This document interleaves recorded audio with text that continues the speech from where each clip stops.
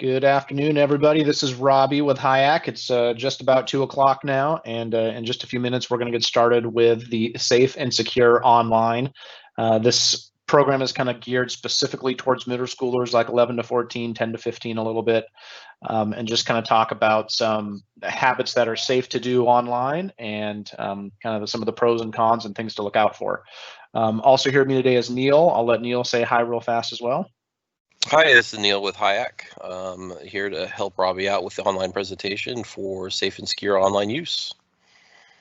Yeah, part of what we do, for those of you guys that don't know who Hyak is, we took full spectrum computers and so used the broadband a few years ago and kind of smashed them together. And we're one of the local internet providers in town and help people with some of their local technology needs.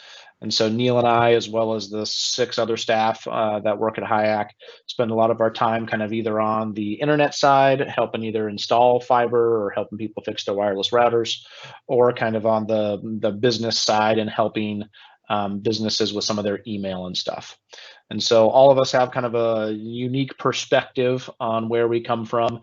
Myself, I very much fall into the cybersecurity side. And so when I kind of read some of the newspaper articles and things online about the most recent kind of cybersecurity breach this last week was with the U.S. Treasury and the Commerce Department.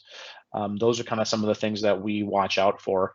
And a lot of the stuff that I'm going to talk about today, while you guys aren't really going to be concerned about a federal government thing getting breached, some of the kind of online hygiene and how you guys take care of yourself online is only going to become more important in the future.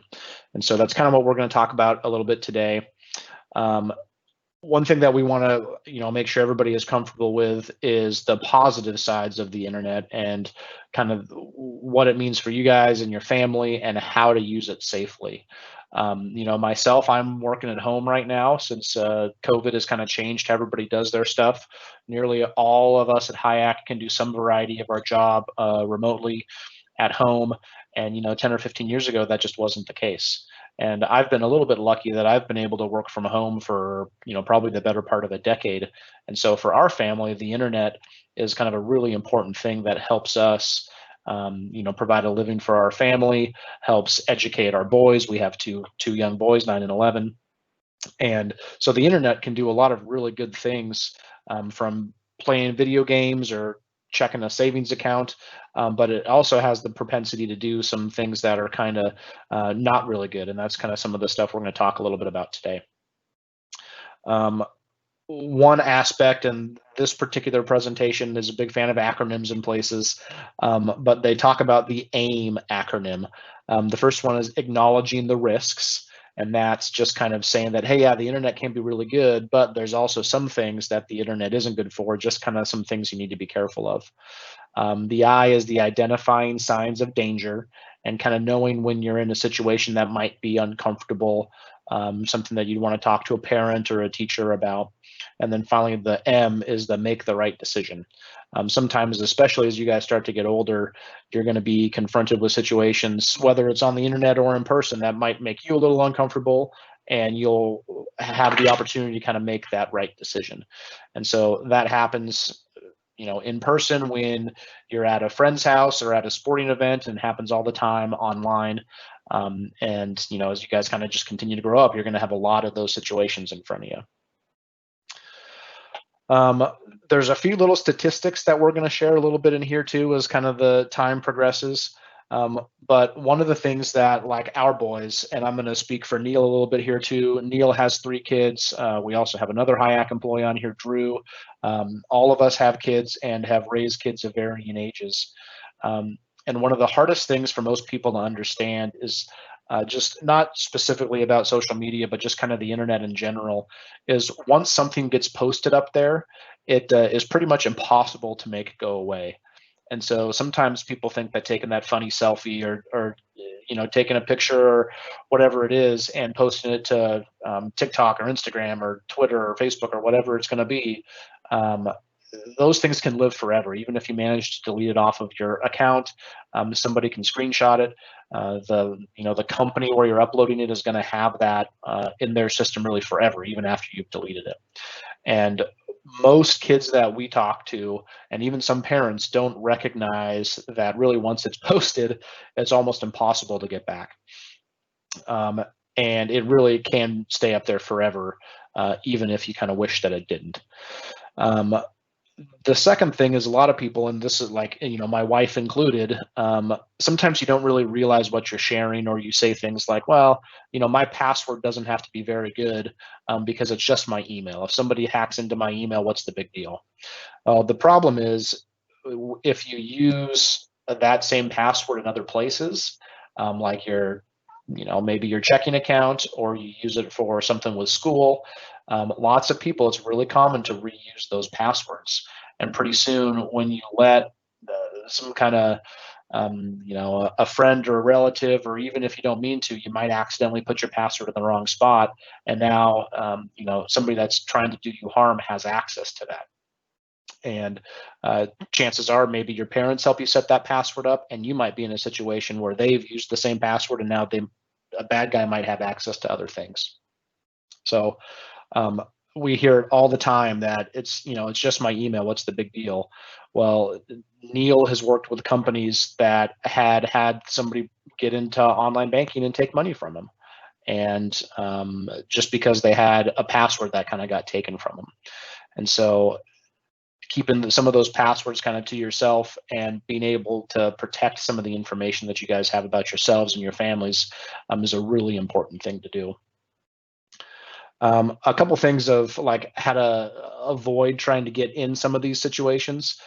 Again, for some of us that have been in this industry, this is pretty straightforward, but like, set your social media profiles to private. When you do that, like, both for me, on my personal level, on Facebook or Instagram, both of those are private for me. And so, some Joe Schmo off the street can't just come onto Instagram and see a picture that I might have posted of one of the boys. I have to authorize them and allow that to happen. Neil, I'm assuming your profiles are private too? No, I'm pretty much the opposite. I'm an open book. Mine is public. Okay. And so what's your logic for that one? I get asked a lot of questions as a community member that has a bunch of social presence. It helps me allow persons to find me, search me, see what's going on in my life and whatnot. But I do maintain that I don't post personal or private images, statements, or things along those lines, because I'm aware that people are and can search me publicly. Yeah, gotcha. That makes perfect sense. Kind of back to that, protecting yourself and your information and your family and information, just being cognizant of what you're posting online. And again, we just talked about this, but understand that everything that you post, even if you deleted that picture off of Instagram, it really is going to be on Instagram forever, and the chances are high that somebody could have pretty easily screenshotted it. Same thing goes for TikTok and half a dozen of the other ones that are out there now. One of the other things is that do not friend online strangers or try meeting them in person. Um, we're obviously adults, and sometimes for middle schoolers this is a little bit different. I almost always follow that rule, and the only time that I don't personally follow that rule is if I have some type of business relationship with somebody. And so it's entirely possible that we have somebody that calls us that's looking for help with a businessy problem, and we talked to them on the phone a few times, and you kind of get to know them, and you may have not ever met them in real life, like a pen pal. But there's a high likelihood that I might end up being their friend on Facebook, even if I've never met them in person. But where that's a little bit different is I've had a lot of interaction with them. Some of the stuff that kids need to be really aware of is really people that are trying to, maybe be tricky, or just straight up want to be a predator and are trying to come seek you out and bind you. Those are the kind of things that you need to be really careful of. Again, another one of those reasons that you want to have your social media profile set to private, whereas somebody like Neil that's older and has kids that are in middle school and soon to be high school, or no, everybody's in high school and older now for Neil, but um, the ages play a little bit of a role here, and as you get older and more into business, some of the stuff can change a little bit. But really, if you're under 16 or 18, having your social media profile set to private is a pretty important thing. Um, trying not to find anybody online and letting them come kind of take advantage of you or your situation. Where we see a ton of this is really in video games. It's one thing to be friends with somebody on Xbox and go, talk to them when you're playing in a game or something like that. It's another thing when they want to try to be your friend on Facebook or see pictures of your family vacation. Those are the kind of things that you need to be pretty careful of. They do not post personal information. Sometimes it's really easy to say something like, man, I wish I really wasn't on vacation with my parents, or man, this is really boring, or, whatever. But on the flip side, that's kind of telling somebody that, you might not be home. Um, you might be traveling somewhere with a sporting team, and if some bad guy was kind of paying attention and watching where you were going, they would know where you were going to be at if you didn't have a profile set to private, and if you were kind of really sharing all the information of what you were doing. Like, when Twitter first came out, everybody was not really sure how it was going to be used. And I remember one of the guys that I used to work with thought that all Twitter was ever going to be was people sharing what they had for lunch. And he's like, I don't see any value of that. And what it's kind of turned into is much more of a kind of stream of consciousness, people talking just about what's going on, and they might post on Twitter 10 or 20 times a day.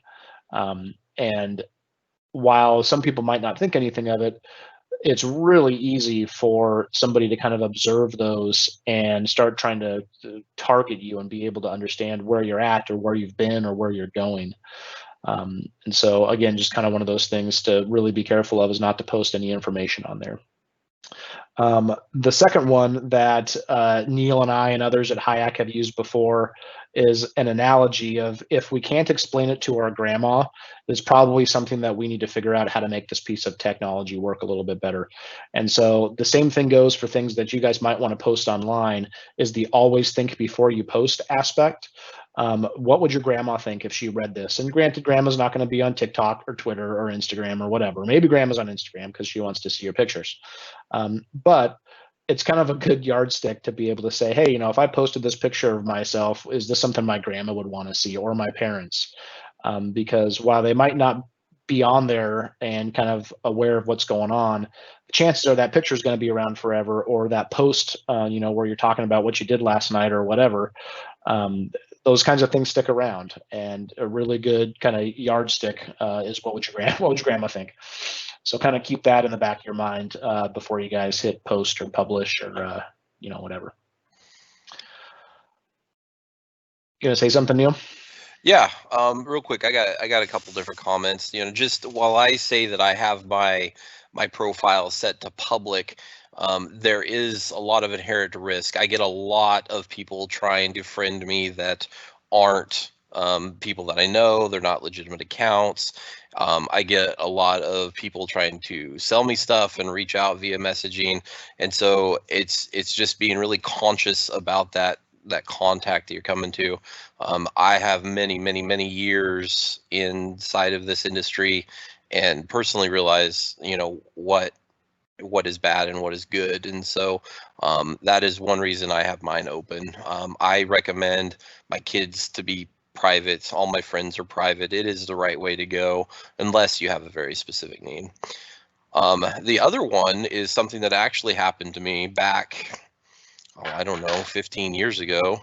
Is I had posted that I was upriver with my friends on my boat, and when I got home, my home had been broken into, and so I could only assume that somebody knew I was gone and the boat was gone and I was upriver, and they knew it was a perfect time to go break into my house. So always think before you post. It's great to say, hey, I'm on vacation, I'm doing this, but it's not just about you, right? It's about your family if you're all gone together and other things like that. So just be very aware of what you're posting. Perfect. Thanks, Neil. All right, jumping on to the next topic. As soon as I can hit my next button here, cyberbullying. Most of you guys are all familiar with what a bully is and how you guys are faced with that in school. And this obviously is a lot different with COVID and everybody being at home and distance learning, and kind of changing up a little bit on how we've been doing school and work. And so cyberbullying is very similar to how you would imagine regular bullying. getting picked on in class. The cyber aspect of it changes a little bit because really the bully's mouthpiece is bigger and louder, and it feels like the whole world is watching what's happening to you. And so there's a couple things here that we're going to talk about. We can skip that one here. But I mentioned some of the statistics before.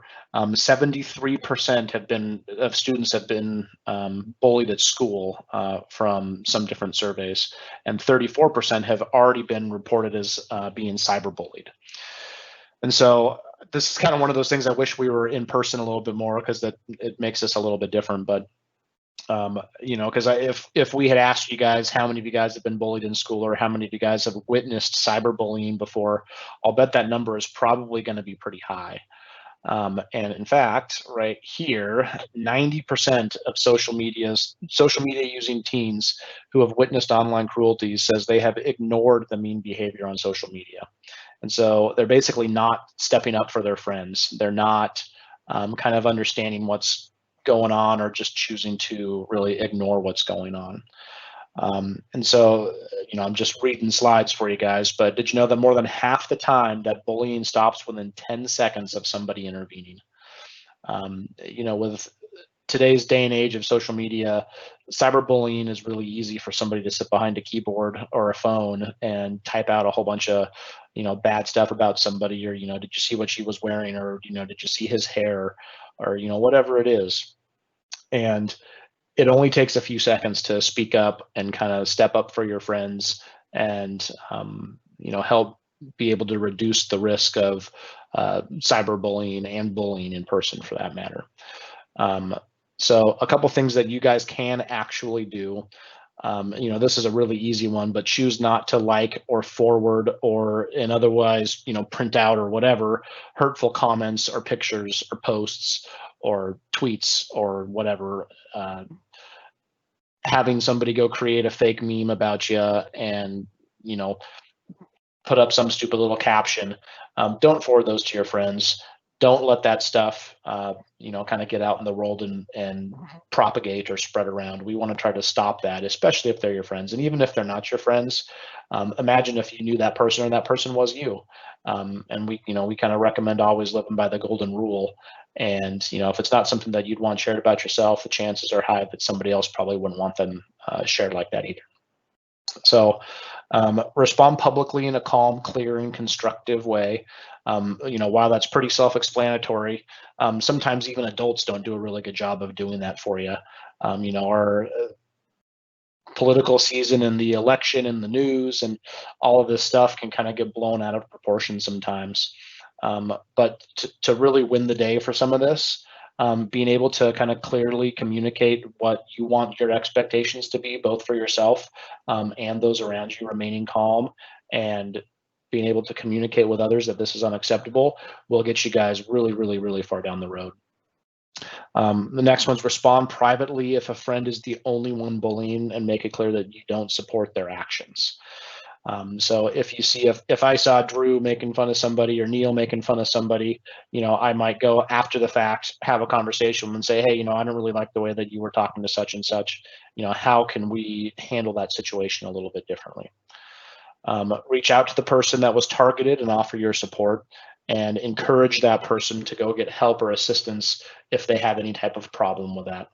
And so, bullying is a really tough conversation that I know you guys have already had lots of discussions about at school. Cyberbullying is even more prevalent now, especially with Zoom and Google Classroom and everything else. It's really easy to kind of forget that people have feelings when you're not in front of them all the time.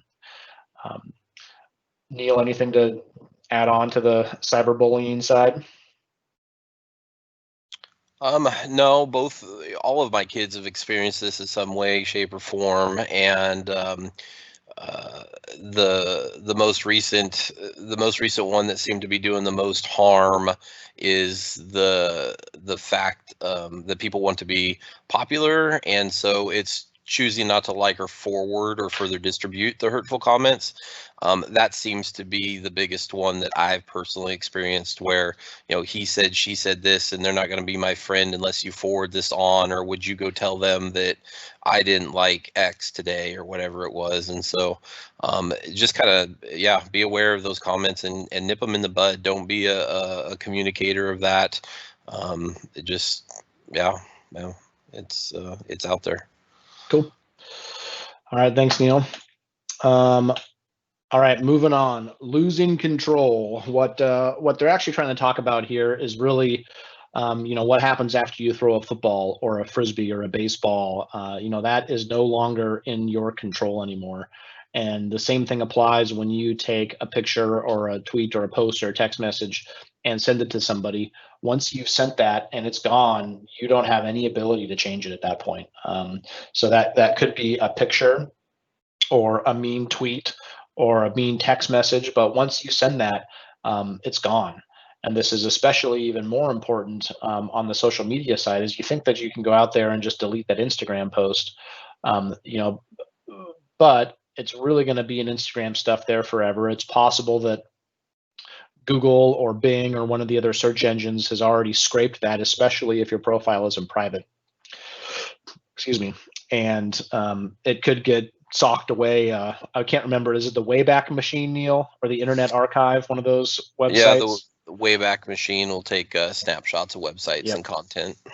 Yeah, the Wayback Machine. So you can go back, 5 years ago and see the content of one specific website. And there's a lot of tools that do that. That's just one example. But once you post something on there, it's out there forever. And I can't think of. It's not. I'm going to date myself here now, Neil, but the one before TikTok that wasn't Instagram, but Snapchat, geez. 20 seconds, how long were the Snapchat videos? 10 seconds or something like seconds, that. Now they can be indefinite or whatever, and that is still a big one. The biggest thing to remember is it doesn't matter even if you delete your data from a site. So you go to Instagram, Facebook, delete something. Even if you send a Snapchat that's supposed to quote unquote disappear, the person on the other end can still take a screenshot, right? I mean, we see it all over the internet where people screenshot things to save them.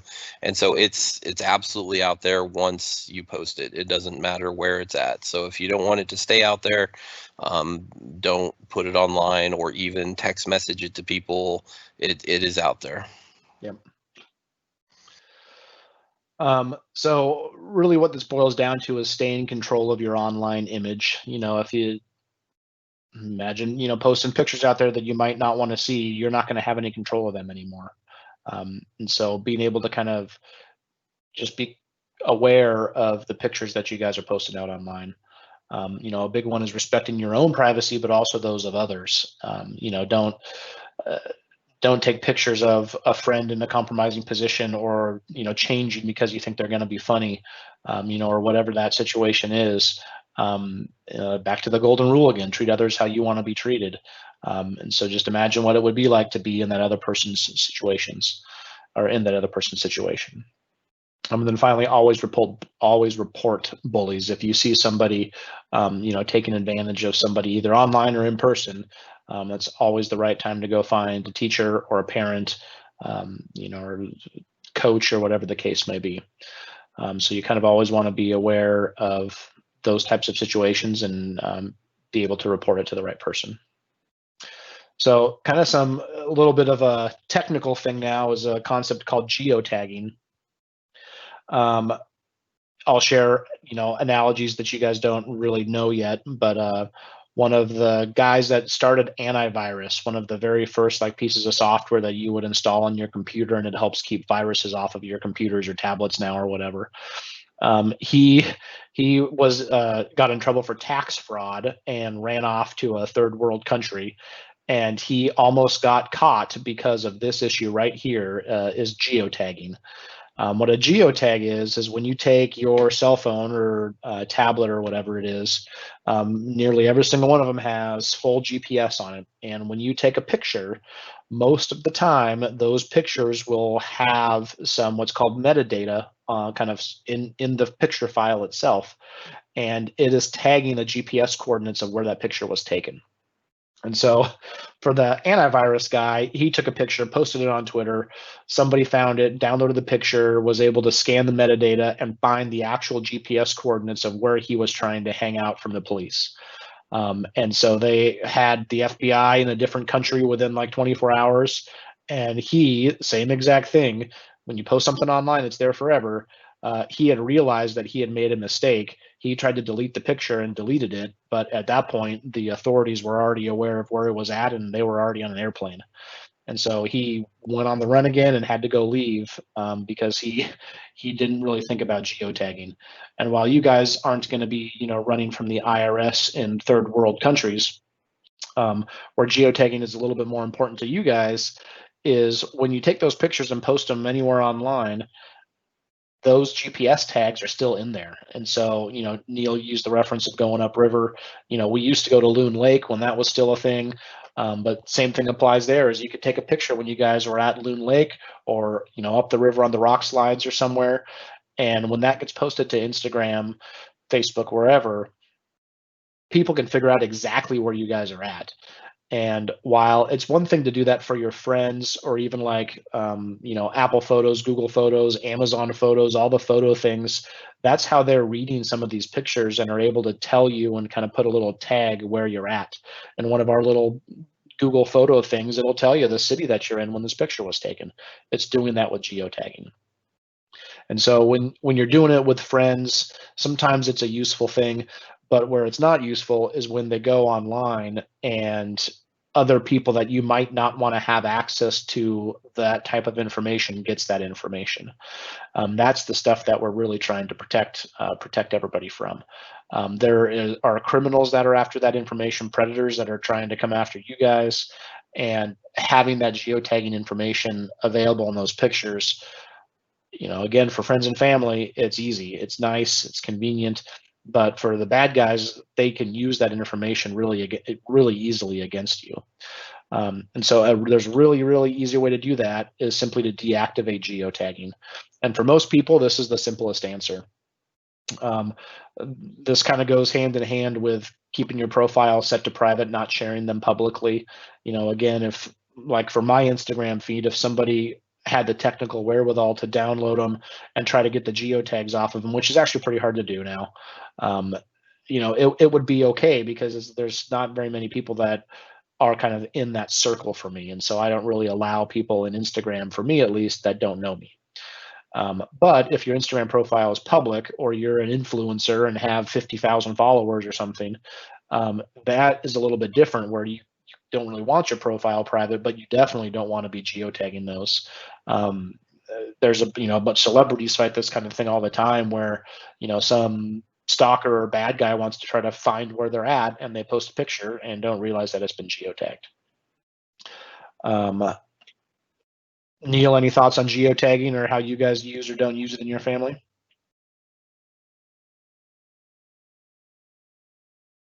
I got to find my mute button. Sorry about that. The other part of geotagging too is it's for my instance, use like the upriver, and they'd be able to see that.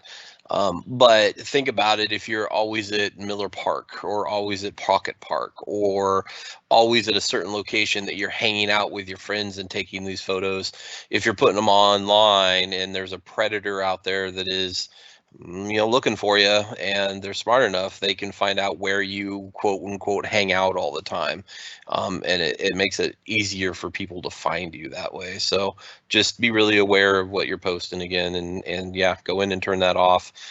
There's not really a really good reason to have a geotag on everyday photos and photo album style photos. It does serve a good purpose for certain things, but not for everyday stuff, in my opinion. Yep, agreed. All right, switching gears up a little bit. Here's a kind of an example here that Maria likes to play games online with people from all over the world. And one contact, Rocker 2019, is often online, and they talk through the chat app.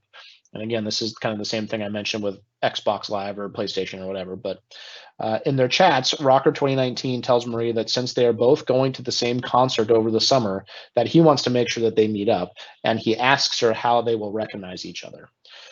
And so what they're trying to do, and again, if we were in person, I would probably try to ask you guys, what you would do in those situations or things like that. But since we're online, this is a little bit different. But what he's really trying to do is a couple different things. Is either we have no real idea who Rocker 2019 is. It could be another 14-year-old that's just playing a game, or it could be a 65-year-old that doesn't have the best intentions. And so he's trying to get a couple things done. One, maybe her real contact information, like her mailing address or her phone number, or really, if they want to try to recognize each other, that's kind of implying that he wants to get her picture. And so the same kind of thing applies. She might try to send a picture to this Rocker 2019 person and not really know who that person is, and be completely have no control over that picture after she sent it, without really knowing who she's sending it to. Gaming, we talked about that obviously a couple different times. I'm an Xbox guy. I think Neil has an Xbox and a PlayStation. Doesn't really matter what the game is, or what the gaming platform is. They all have kind of some of the same pluses and minuses, at least from your parents' perspectives.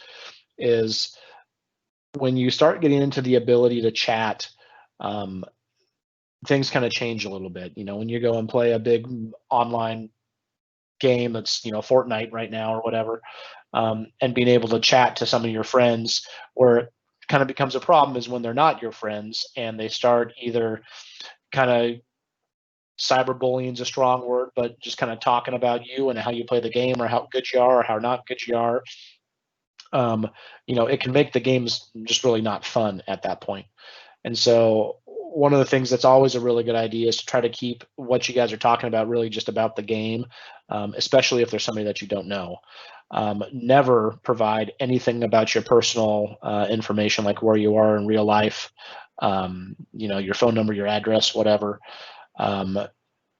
Consider setting up private chats with known friends only is always a really good idea. Like for our kids, we only let them be friends on Xbox Live with people that we know in real life. So like if we don't know their friends' parents, and we don't know the kid, they probably won't be friends with our kids on Xbox, because we want to try to help make sure their experience with those online chats is a good thing. The never spend real currency in game without getting permission. It's really easy on an iPhone or an Android to hit buy now, and add an add-on to the app or whatever you have. And Neil, I might let you grab that question real quick. As I'm talking, if you guys have questions, please feel free to use that Q&A function. Ask us a question, type out whatever you guys want to ask or know, and we'll grab them here in the Q&A and be able to address them. But never spend any real currency in the game without getting permission. Basically talk to your parents if you have an allowance or have that set up. Every family does a little bit different, but try to avoid spending money in places like that, especially ones that you don't know or don't have permission to do. And then respect the age requirements on games. Generally speaking, they rate games based on the age levels and maturities. Call of Duty is a really good example on this one. I can't recall the specific age limit on Call of Duty, but it's fairly realistic, and it has some of the ratings that it does just because of some of the kind of the in-game content and what's going on. Glancing at the questions here real quick. Don't see anybody's real questions as of yet. A couple little hey, how are yous? But yeah, if you guys have questions, by all means, toss them in here. Neil, anything I missed on the gaming side that you would think would be good to touch on from your experience raising kids and playing online games for the last however many years? No, you pretty much hit it on the head. A lot of the new platforms, including Xbox, are starting to have the parental controls. And so, if you're experiencing bullying and stuff like that, there's ways that you can ask your parents to help you, or even yourself can set some of the chat requirements. And with things like artificial intelligence and voice monitoring, they're starting to pick up on some of the levels of conversation and whether they're considered bullying or vulgar and things like that, and starting to block people from that. So there's a bunch of different tools at your disposal to help with some of that online safety. Yep, cool. And yeah, like I mentioned again, if you guys have any questions, by all means, toss them out in the Q&A there. All right, moving on to securing your computer and personal information. This is kind of more, like how to keep your own stuff safe. And, sometimes I feel bad for my boys or even for Neil's kids, because both of us are fairly conscientious about kind of our online habits and how we handle kind of some of our own personal cybersecurity stuff. But there's a whole bunch of really common steps that you can do to try to help minimize any problems that you guys might get into. Number one is download or stream only from reputable sites.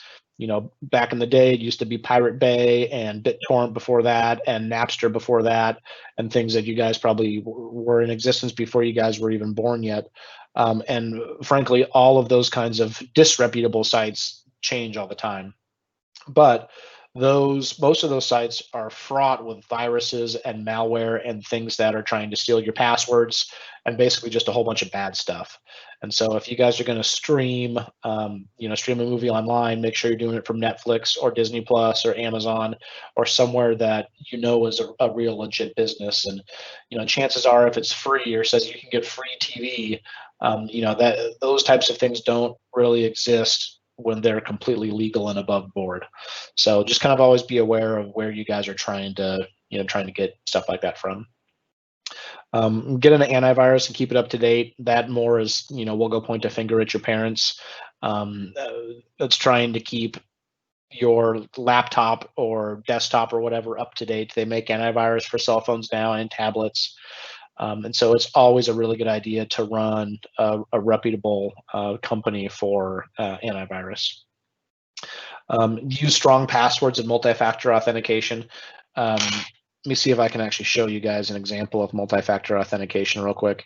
That basically is like an app on your cell phone, at least for me, that shows all kinds of stuff. And so I might have something like this that you guys might be able to see, like a rolling code right there.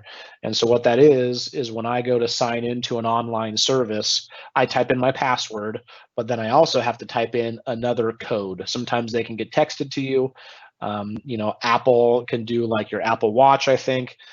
There's kind of a couple different ways, but what multi-factor means is really something which is your password, something you have, and something you are. Those are kind of the three avenues of multi-factor. And something you have, like for me, might be my phone, or you receive a text message or something.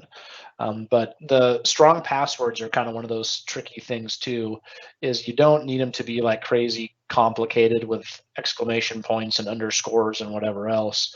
The key to really good passwords is just simply to use what we call a passphrase, or really more of a sentence.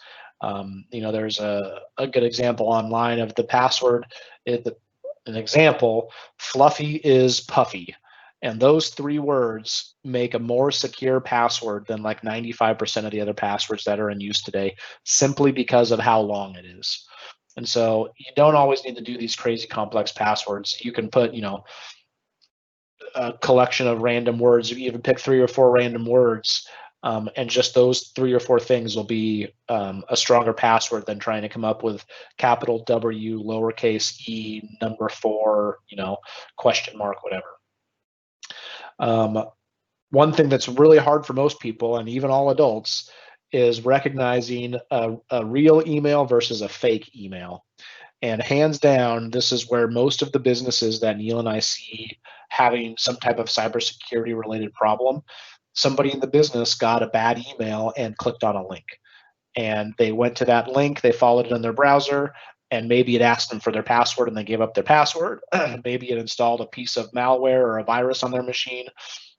But really understanding what a real email is from a fake one is probably one of the most basic things. I don't know how we teach a class on that, Neil, of how to read a phishing email right, but it's kind of one thing that I wish every kid could do, is balance a checkbook and know what a phishing email is. Yeah, it comes with a lot of experience and being able to tell just what they look like. You can tell usually with wordage, how to look at an email header, the from address, making sure it's from the legitimate person. A lot of times you can see something from like account at apple.ca. Well, it's not apple.com, so that would be a fake one, or just knowing what to look for and those kinds of things. Yep. And kind of the same thing that we've talked about before. If you guys are ever in doubt, go grab a teacher, an adult, a parent, somebody like that. If you guys get a weird, suspicious email, there's no prince or princess, in Nigeria that wants to send you $1 million. You're not going to get a free car. A lot of these kind of online scams, can be really simple or really intricate. But just kind of be careful of getting email from people that you guys really don't know who they are. Something else I want to add to that real quick, if you want to go back a slide there, Rob, Sure. is on the downloads. While this seems to say, stream from reputable sites, and you cover Netflix, Hulu, and YouTube and stuff like that, I just want to add that there's a lot of us that are PC gamers, or you might play Minecraft or Roblox on a PC, and so you'll be enticed to go out and download modifications for those games or patches and plugins and things like that. And even I myself, I'm very cautious and I usually catch them. But if I go download a mod, I can find a virus embedded in that mod, or a patch or something like that. So it's not just the streaming of media like music and movies and stuff like that. It's add-ons for games and things like that too that can get you in trouble. Perfect. Thanks, Neil. All right, Tony's story for streaming. Tony regularly uses the family computer where he has downloaded a file sharing software and is using it to illegally download his favorite music. One day, Tony returns home to find his parents very upset as they have received a letter accusing them of illegally downloading music and threatening legal action. Is the law the only concern with these downloads? And so that's kind of a loaded question, but um, kind of one of the unique things that Neil and I see is, Neil and I have both used software like that at one point or another in our lives, and there's plenty of legitimate reasons to use some type of peer-to-peer file sharing too. But a lot of that traffic is some type of pirated movies or softwares or games or whatever it is. And on the business side, even at Hyak, we get these emails from copyright holders. And so what happens in those situations is, we have internet connections, and kind of the internet knows who we are, Hyak. And what will happen is somebody's IP address will be observed downloading an illegal movie. And so we get this, very legal looking thing from an attorney that says, hey, we observed somebody downloading this movie at this date and time on this IP address, and that IP address belongs to us. And so then we have to turn around and have a conversation with the people that own that IP address on our network. And so most of the time, it's a parent that had a kid that was doing something. We've had some instances where a business had an employee that was downloading in at work, and so now their boss is kind of pissed off at them. But the point of it is that you absolutely can get in trouble for downloading pirated movies online. Is the bottom line. It starts with something very simple that might just be like a warning email. Pretty soon it turns into a canceled internet connection. After a while, your internet provider will just cancel your service for this. In worst case scenario, you get an actual attorney that shows up and that is having a different conversation with your parents that isn't going to end very well. Neil, I hit all the high points on that one. Yeah, absolutely. It's spot on. I can say, of course, anonymously, that just recently I've had to forward about 3 of these notices for somebody that was downloading copyrighted TV shows on our network. And that is pretty close to the limit that is incurred before your internet connection gets turned off. So, just keep in mind that it could turn off your internet, which stinks for you because you can't get online, listen to music, chat with friends, play games or whatever. But it also is going to affect your entire family, right? No more movie nights with Netflix and stuff like that until you find a different provider. So just pay attention to it. Yep. So kind of like, general surfing the internet type stuff. Some of this is a little bit kind of technical, but like this part, look for this HTTPS. Oh, that was the wrong button. Look for the HTTPS. That is a secure website. And what that means is there is what's called an SSL certificate that is encrypting or kind of jumbling up so that nobody else can read the traffic between your device and their website. And so if your parents were logging into online banking, for example, to go check their checking account balance, it would have an HTTPS connection. I think all of Facebook is on HTTPS now, and really most sites are using that. And so what that means is that you can't have some bad guy kind of between your computer and Facebook or Google or the bank or credit union. That traffic is protected. And so HTTPS is pretty much becoming the norm now. Like if you go to Hyak's website, if you go to https://hyak.co, it is all HTTPS. You can't even visit our site in a regular HTTP fashion anymore because it will just redirect you. And so that is a very common thing, and it really will help secure everybody's kind of surfing habits a lot more. Sometimes when you go to one of those sites, though, you'll have like a red X or a red bar in your address bar because their certificate has expired. Most of the time, that is, an inept IT guy that forgot to renew a certificate or they had some problem. And the chances that it's like an actual malicious bad guy trying to do something really aren't very high. But if you guys ever get to a site that says, hey, there's a problem with this SSL certificate and it has like kind of a big red padlock up there, you got to slow down and just kind of be aware of what you're doing. Like I said, the chances are that it probably wasn't a bad thing or some bad guys not trying to do something. It's probably just an accident, but still, you got to be a little careful of what's going on in those situations. Again, most of your kind of things for your parents, but make sure your apps and your desktops, laptops, Chromebooks, whatever they are up to date with really the most recent stuff. Even as recently as last week, there's been a really large kind of international cybersecurity thing where one software vendor had their software breached and it affected thousands of other business entities. And so now that software vendor is having to issue a patch, which I think got released yesterday, I think. And now they have to go like update tens of thousands, hundreds of thousands of computers around the world to fix this particular problem. And it was actively being, in the industry, it's called exploited, or an exploit is like when something is bad and it's being used against you. And so it was actively being used. And so it was really important that they patch this particular bug, which is also why it's important that you guys patch whatever devices you had. I just happened to check I'm normally pretty up to date on this stuff. And even I just checked my Android today and it had a security patch available to it. That little red dot or number one or whatever it shows on the iPhone there, Neil, on the settings thing. I can't remember now.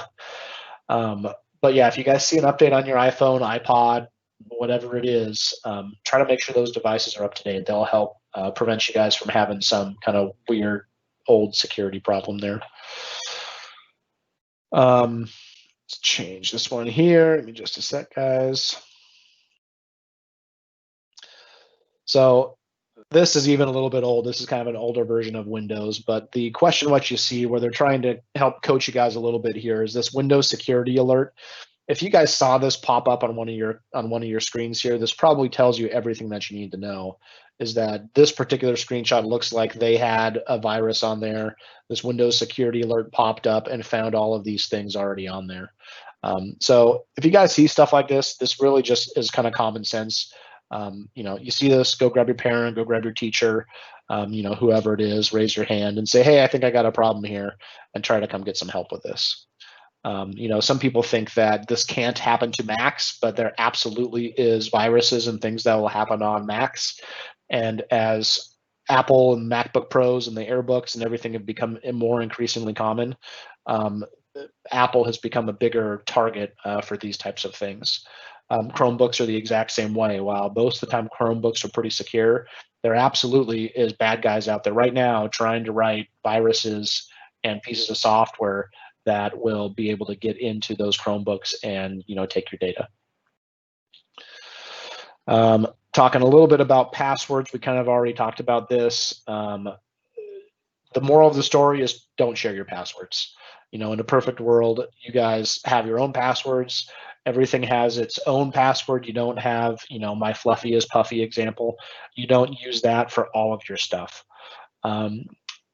And for us in the business side, we have a bajillion passwords. The only way that we can keep them straight is with something called a password manager. It's like a secure vault where we kind of lock everything down.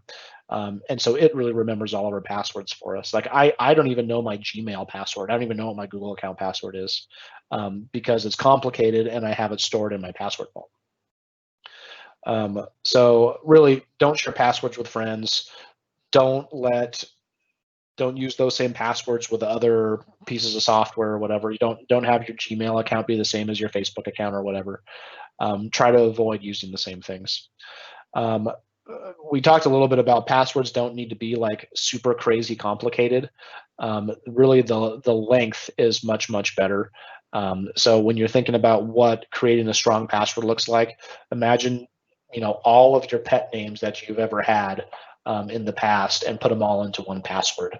Might have 4 pet names, and that combination of words is going to be way better than P capital O 7 exclamation point whatever.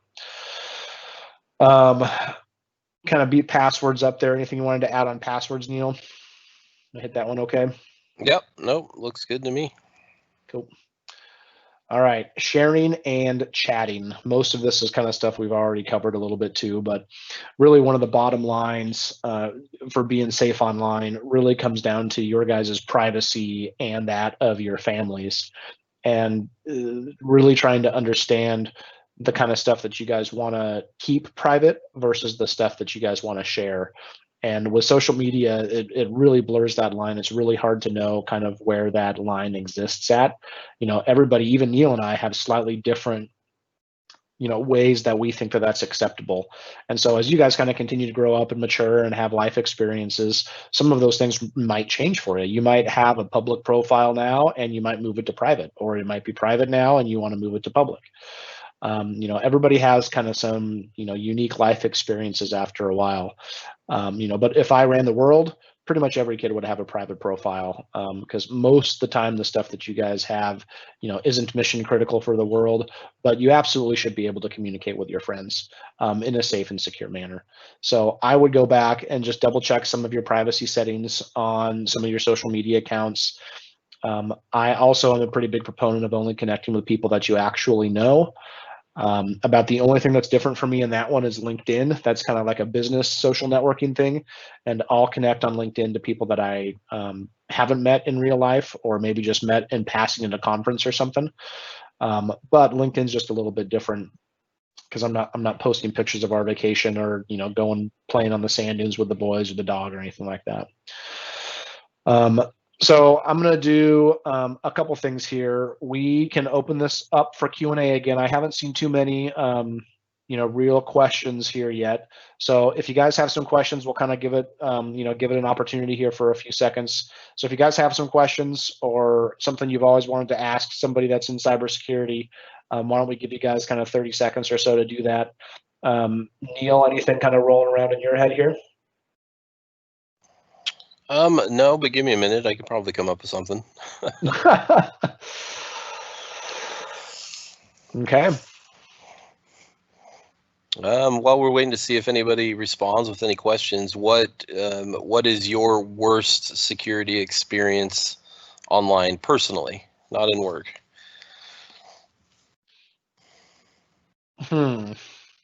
I can tell you that back in the day for me, I got a virus personally that was, I think it was called Code Red or something like that back in the day, that wiped a lot of my data off my drive. Yeah, I'm like tainted. The only ones that I can think of now are all work ones. But like, some businesses or friends or family members might have all their passwords written down like on a post-it notepad or a journal or an Excel spreadsheet or something like that. And I've known people that have like emailed that to the wrong person. basically giving away every single password they had. Gotcha. It looks like Drew might have a question about cell phones and stuff, so we can bring him on here real quick and let him ask you.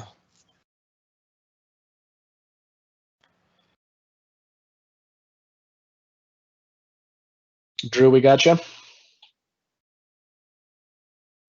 I am here.